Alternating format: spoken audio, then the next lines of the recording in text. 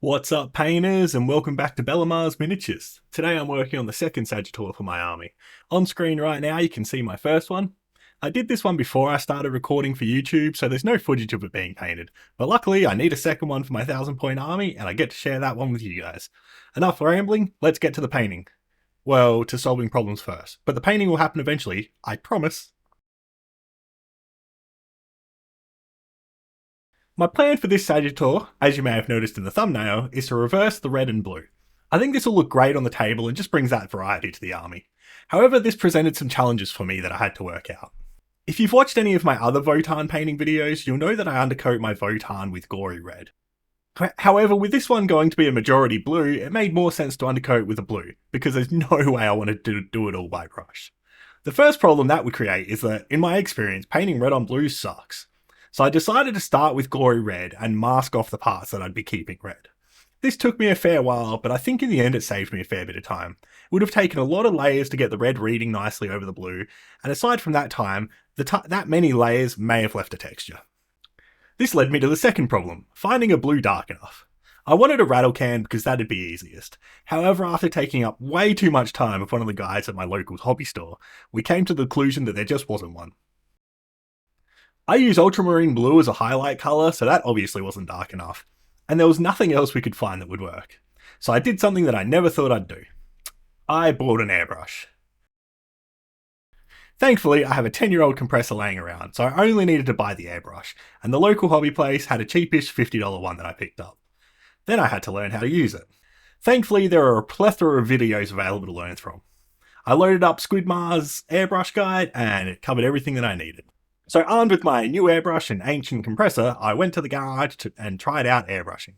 I used Dark Sky for the base and figured since I was being adventurous, gave doing a basic highlight a go with Ultramarine Blue.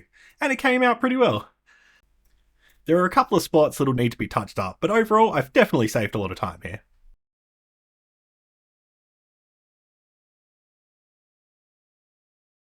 Then I realised I'd forgotten to magnetise it, so that had to happen too.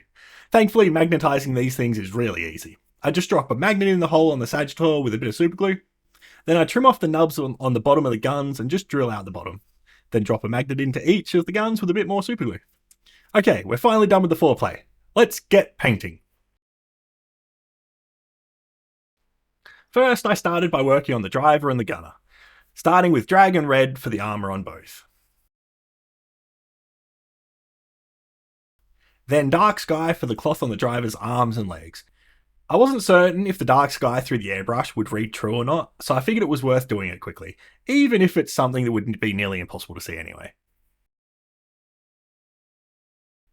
The gloves, boots, and knee pads all got hit with Necromancer Cloak. Then I started blocking in the metal using gunmetal. I started with a bigger brush for the easy to reach stuff, then swapped to a smaller brush for the smaller details and the parts that are closer to other colours. Next, the leather straps, seat cushion and cap got done with leather brown. At this point, I'd like to point out a horrifying lack of equality here. Why does the Iron Kid not get cushions on his seat? Be better, Votann. Be better. Then I used tanned flesh for the driver's face, and his beard and eyebrows got done with oak brown. Next was shading. This is the first of a couple of shortcuts I took on this model. I want to claim it was because I was working to a time limit due to it needing to be done for a tournament, but realistically I had 6 days to get it done, so plenty of time, even if taking my time may have meant this video not going up when I wanted. I think the real reason I rushed it is because I'm far too keen to start playing with my old world dwarfs that I unboxed over the weekend. So I used dark tone for everything on the driver and gunner. I actually think I'll do this for all future vehicles anyway. Once the canopy is on, the stronger contrast helps the details show a bit better, so my rushing worked out well here. Now it's time for highlights. I'm not going to build these as much as I normally would because it's going to be so hard to see them and they'll be shaded by the canopies. But I do think it's worth highlighting both to show that bit of definition and help to clean up my messy job with the wash. So I started with pure red for the reds. Then Ultramarine Blue for the blues, just picking out the folds on the sleeves and a bit near the shoulder. Then the leather was a mix of leather brown and tanned flesh. Any flesh for the mix will work here. I just had tan flesh on my palette still, so I used that. The point is to lighten the leather brown without washing it out like white can. Speaking of white, I then used white on the screens in preparation for hitting them with contrast later. I also wanted to do this now because it can be a bit awkward to hit the screens without messing up the metal. If I do it now, I can clean up any mistakes when I do the metal highlights. Which is the next step. I use Shining Silver for that. I also block in the head of the Ironkin with Shining Silver.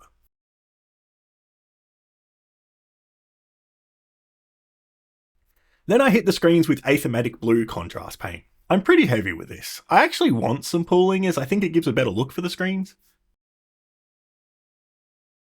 Then I decide this Ironkin has a purple head, so his dome gets done with a Luxion Purple contrast.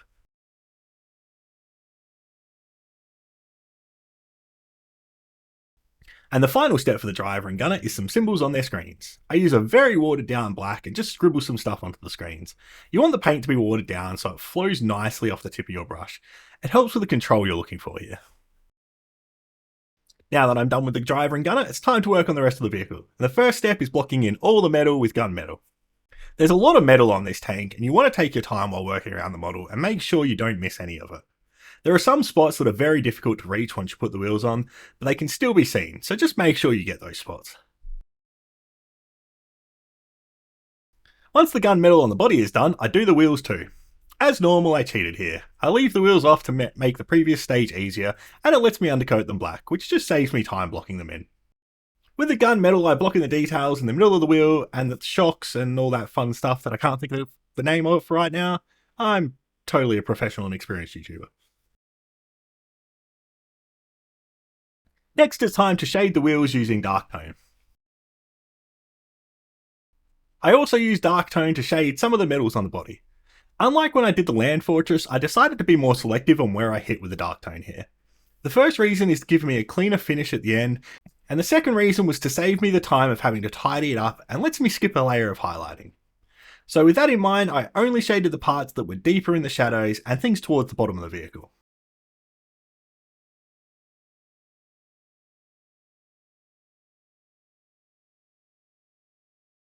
Then the wheels all got glued on and it started to look like a usable vehicle.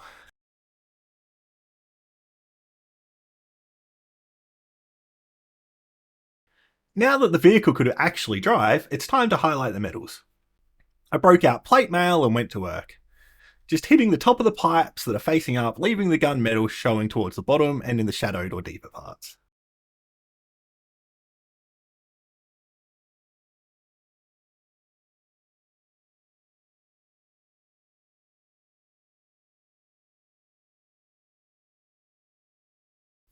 Then I do the same thing with Shining Silver, but working in smaller areas to finish the highlights. Some of these steps were done while I was testing what streaming with my setup would be like. If you're interested in seeing more and don't mind far too much profanity, that stream should be still available on my channel and you can check it out.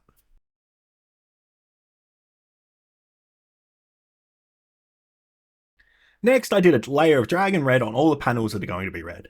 I'm doing this now so I can establish the base colour without having to worry about avoiding the recesses after the next step. One of my mates that was watching the stream has mentioned before that he doesn't know how to get the smooth finish with a brush on such large and flat surfaces. The trick is using long brush strokes and thin down paint. The less you play with the paint, the smoother the finish will be, so one long stroke is the goal. Once you get it down, it's really simple and easy, and your panels will always have a nice finish. Then it was time for panel lining. Someone suggested a panel liner to me in the comments on my Land Fortress video, and it looks really good. Unfortunately, I couldn't get it locally, and it's currently en route from interstate. So I didn't have it when I was doing this Sagitaur, which meant returning to my mix of contrast medium and black ink. It's roughly a 50-50 mix, but it's not exact, I just eyeball it. I carefully apply this between all the panels. Unfortunately, not carefully enough, and some spots end up needing to be touched up, but that's fine. Especially when I got ink on my finger and didn't realise, then rubbed it onto the red of one of the panels. I'm good at this painting stuff. Then I work around the model and just drip a bit of the ink into all the rivet recesses. This is going to give great definition when I do the rivets later and really make them pop.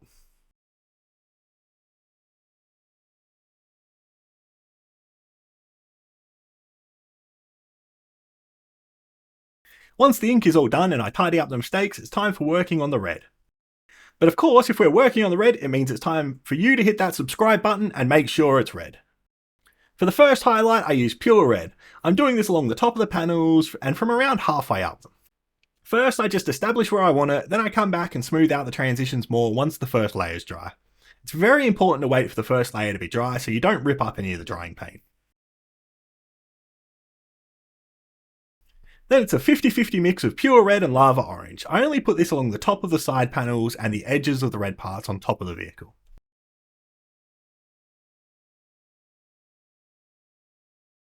To finish the red, it's an edge highlight of lava orange.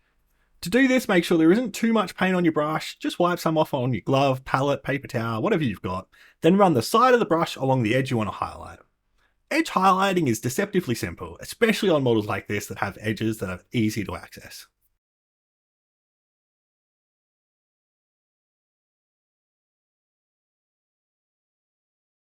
Blue time! I've totally given up on layering the blues and getting a good result, so wet blending it is. I lay down both dark sky and ultramarine blue where I want them, then while they're still wet I work them together to get a nice blend and smooth transition. Thankfully the airbrush took care of a lot of this for me, and mostly I only need to work on some small sections on the side of the tank and tidying up any mistakes. Do you know what else is blue? The like button! Well, it will be once you hit it.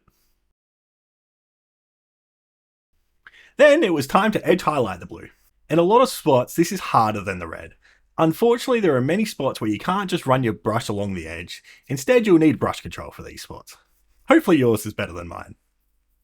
This all comes down to being stable and drawing the brush in a direction that is comfortable for you. When I really need a steady hand, I find the best trick is to have some fingers on my brush hand to be touching either the model or my other hand. This just gives another point of contact that helps stabilize my hand. When it comes to brush direction, for most people you'll find the best direction is pulling the brush towards you. I also find this is normally the best direction for myself too, however my thumbs are pretty messed up, and sometimes if they're playing up I can't do that direction. You might just have to play around and find what the most comfortable direction is for you.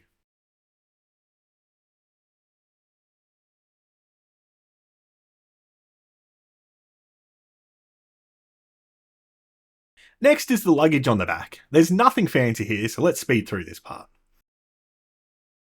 I use Necromancer Cloak for the containers, leather brown for the bedrolls, Elvish Flesh for the rope, oak brown for the straps, and plate metal for the metal. Then I hit it all with dark tone. And now it's time for my favourite part, painting the rivets. I work my way around the model, picking out all the rivets with Shinning Silver. Just take your time with this and make sure you get all the rivets and you're being careful. You only need to touch them with the brush to get done, don't try to overwork it, that's going to lead to mistakes. I did this part in the wrong order. I should have done this before the Shinning Silver, because I'll need to touch up the metal strips over the big lights. But oh well, what's a paint session without mistakes? So I block all the lights in with white, then come in with Warp Lightning Contrast for some of them, and Baal Red for the others. Then I remember about 3 days later that I didn't touch up the metal strips, and I do that quickly off camera. And that's the body of the vehicle done.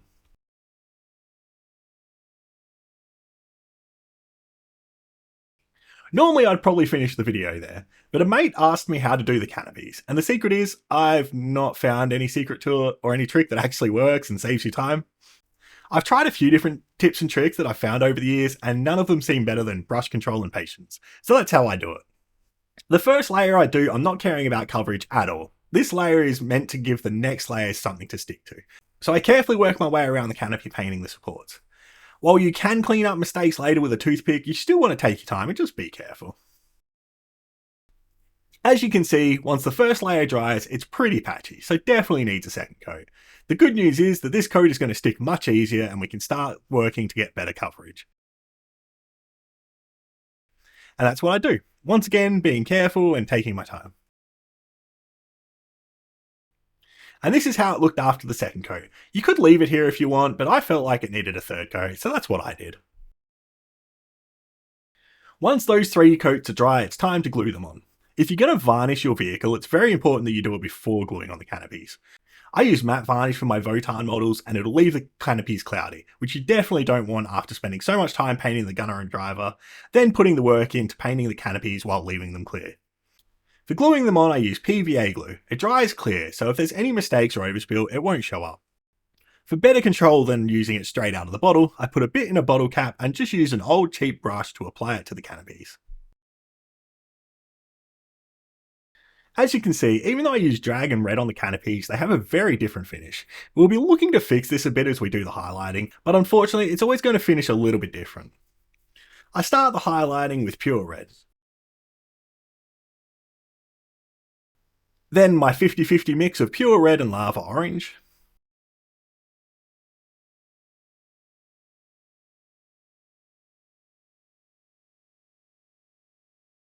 And finally lava orange on the very tops. As you can see, the colours are matching a bit better now, and it's not as obvious a difference, but the difference is still there.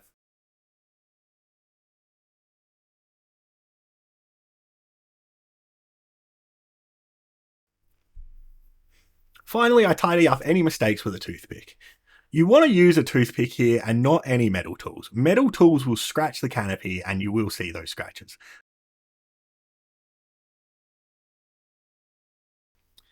And it's done. It's ready for the table, and with this being complete, my 1000-point army is ready for the tournament. Assuming this goes up on the day I'm planning, I'll be playing the tournament the next day. Wish me luck. Overall, I'm happy with how this turned out, and I think the 2 Sagitaurs look great together. My first takeaway from this model is that it's okay to take some shortcuts. Things like using the same shade for all the colours in the cockpit or luggage are okay, and it still looks good and saves a fair bit of time. My second takeaway is the airbrush is much easier to use than I thought. I think I'll definitely have to play with mine more in the future. I guess I should work out a setup where I can film it. But that'll be a while off. First, it's time to play with some old world dwarves. I know this video was longer than my normal ones, and I appreciate you watching. I'm off to get ready for the tournament. Catch you in the next video.